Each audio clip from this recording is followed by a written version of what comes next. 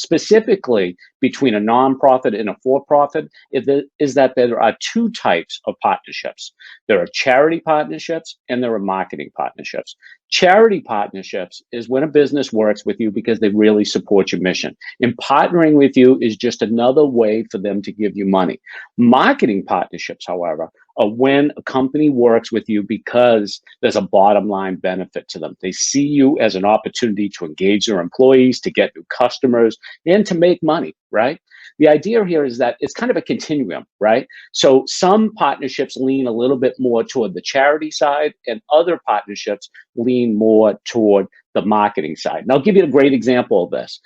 In my hometown of Boston, we have this great road race you might have heard of before. It's called the Boston Marathon. And the Boston Marathon is actually run by a nonprofit organization called the Boston Athletic Association. And they have two iconic partners for this event. One is John Hancock, and the second is Adidas.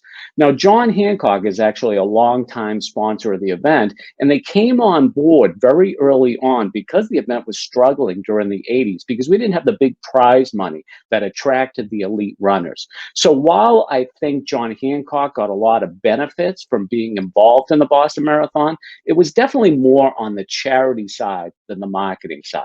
However, Adidas, a relative newcomer to the Boston Marathon, is much more interested in the marketing benefits, right? What I would argue is that post-pandemic, and even before the pandemic, companies were looking more and more at nonprofit events, programs, and charities as an opportunity to work on the marketing side as opposed to the charity side. And what I would argue is that the recipe for success in corporate partnerships is what I call a pound of self-interest and a teaspoon of idealism.